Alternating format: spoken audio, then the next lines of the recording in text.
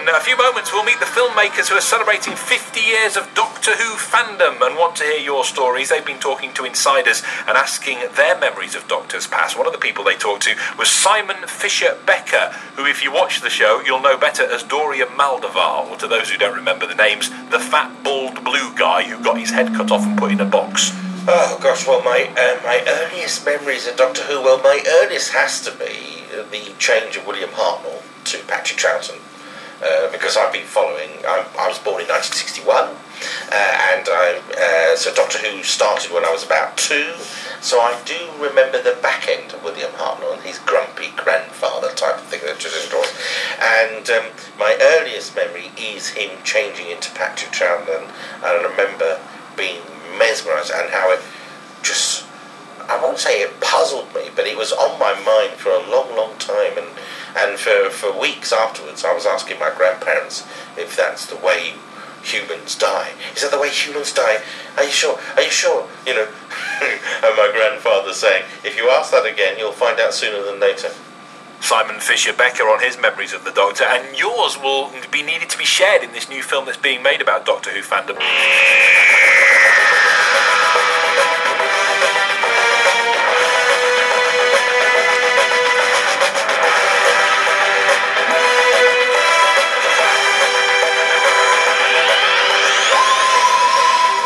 To 11 now. Is there a TARDIS in your garden?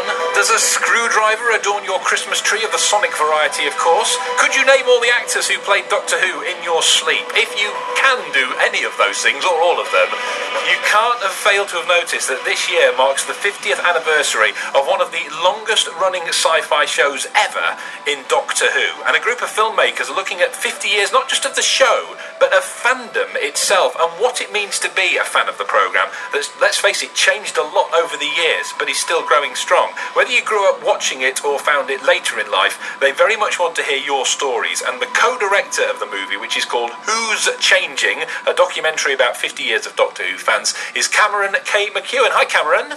Good morning, Pat. How are you doing? Yeah, very well, boss. Very nice to talk to you, sir. How's the idea for this film come about? Well, myself and my co-director, Elisa Cabrera, are both Doctor Who fans and have been for many, many years. And we're both filmmakers. And one day, earlier this year, we sat down over coffee at lunch and said, you know, we should really do a Doctor Who documentary. This is the 50th anniversary.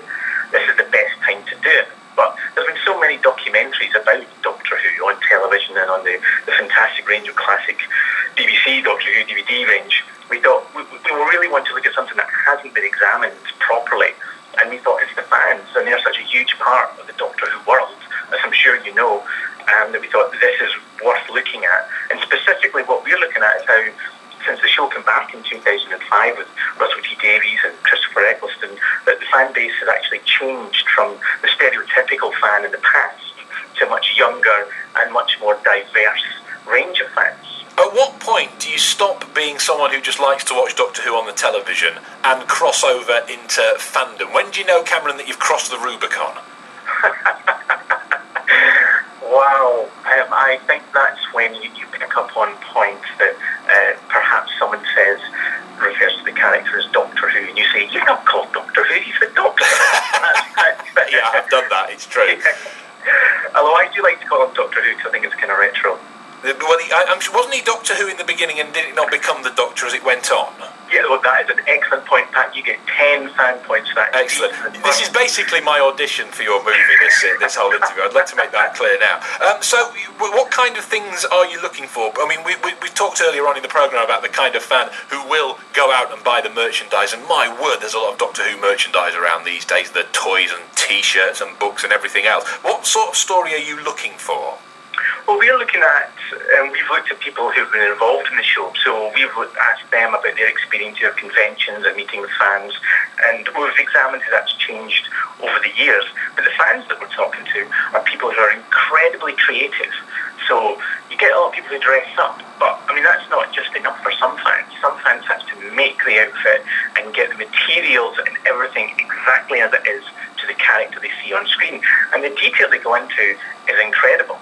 To show their love for the show. And there's other people who perhaps make cakes or make their own little short films or fan fictions or things like that. So we're looking at why they do these things as well, because it's not inherent in other shows. You know, people who watch New Tricks don't dress up as Dennis Watson or something like that. Although I would like to see that, just to see how it came out. That's the next documentary. What sort of tales have you met so far then, or what kind of people have you met so far? What kind of stories have you collected? Well, so far, from people from the show, from the professional side, we've spoken with people like Louise Jameson, who played Leela so brilliantly in the 70s, Sophie Aldred, who played Ace in the 80s, and more recently we've interviewed Niamh McIntosh, who's Madame Vastra in the new series, and people like Simon Fisher-Becker and Dan Starkey, and loads more besides. So we're asking them what their earliest memories of Doctor Who are, and it's amazing how vivid they talk about Doctor Who, how they remember sitting down with their family and everybody's sitting there. Louise Jameson remembers how they had food while watching Doctor Who around the TV, and she said food was never allowed in that room, but because it was Doctor Who, it was a special treat, so they all sat down to eat. And of course you have the familiar stories of people hiding behind the sofa, or Sophie Aldred has a lovely one about actually being outside the room and just peeking through the door. She can even go in the room to watch it. Yeah, this mirrors some of my own childhood experiences, I have to say. It's a slightly different beast now, Doctor Who, as it was when the programme was originally axed. Because let's not forget, this was a really broken down old show that was rather unloved by the BBC. You can kind of tell the BBC didn't want to be showing it anymore by the fact they put it on at the same time as Coronation Street. Classic suicide move there. While some elements have stayed the same, the aged Time Lord, the human companions, the TARDIS, of course, probably the only constant thing in Doctor Who is the TARDIS. The show we watch now, would you say not quite the same one that we enjoyed before 1989? Well, indeed, and this is another huge part of the story that we're telling, is the fact that since 2005, Russell T Davies had the imagination and the foresight to bring in such an emotional element to the show. So you had the 9th Doctor and Rose having this fascinating relationship, and then he regenerated into the 10th, so wonderfully played by David Tennant, and then I don't want to use the word romantic, but their relationship did take on a new form. It was a little bit more than the sort of old gentleman passing on his knowledge to the younger companion, the keen assistant, wasn't it, at that point?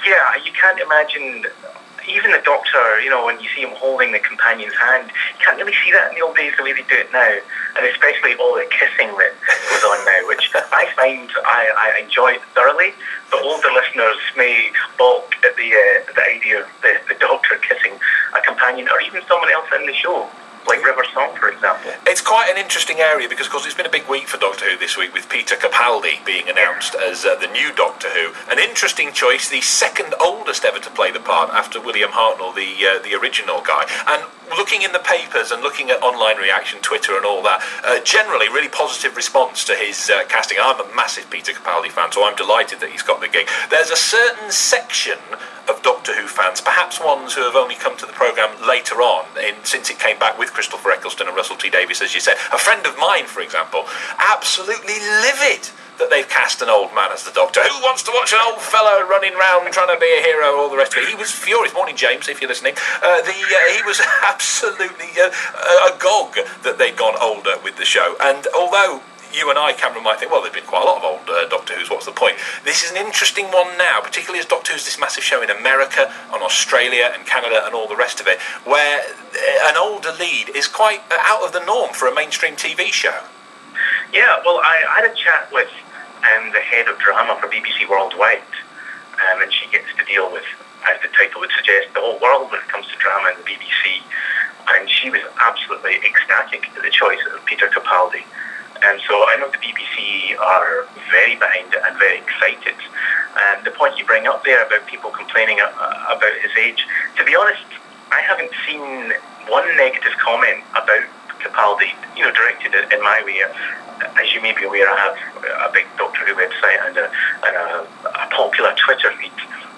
But no one has made any remarks to me of he's too old or he's too ugly. I've heard people say that they've heard, but certainly no one has directed it to me, so I've experienced not one bit of negativity regarding his announcement, which, like you, I think is great.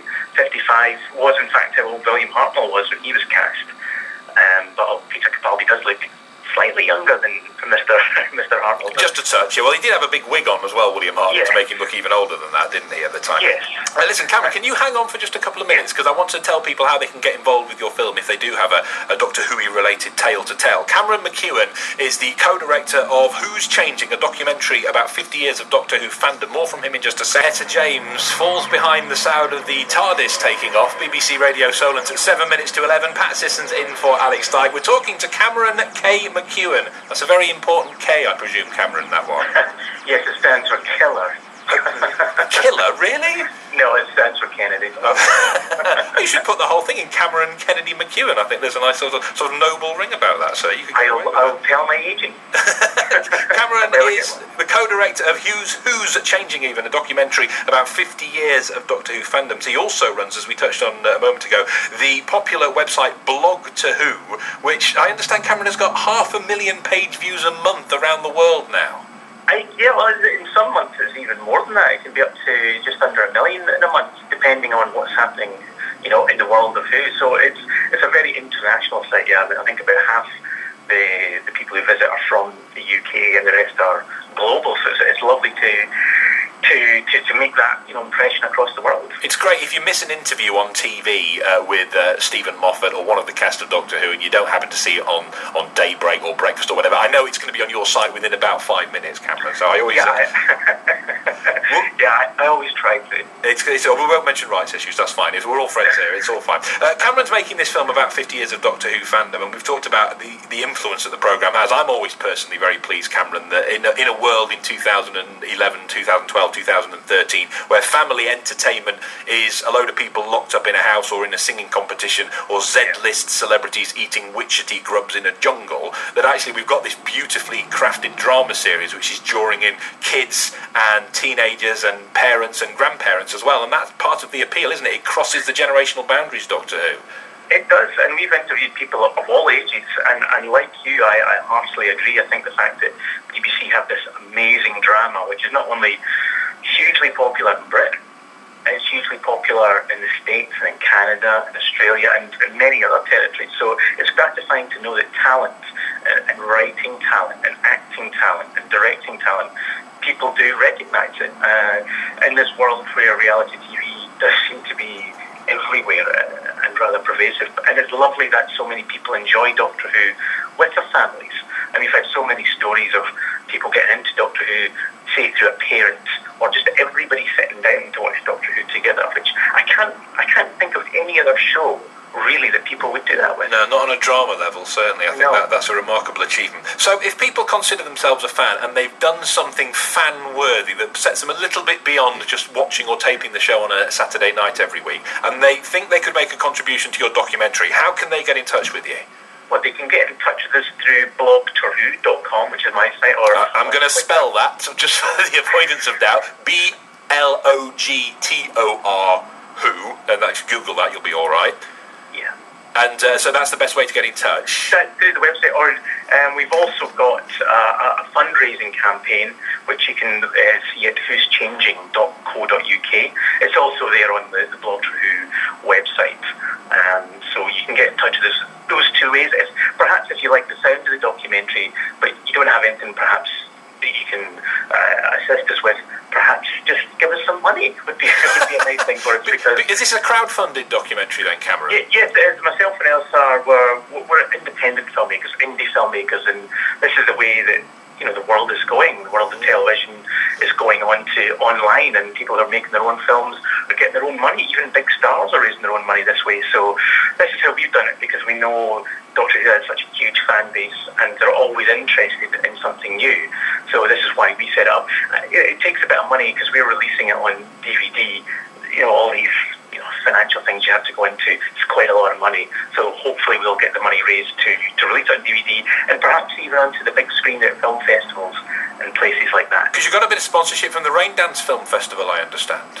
Yeah, they're involved in the project. They recognised that it was worthy for a start, and it had proper people behind it. We've got myself and Elsa and our other director, Jack Ayers, who's another filmmaker of documentaries and of fiction. So it's got proper, without bigging ourselves up, it's got proper filmmaking people behind it.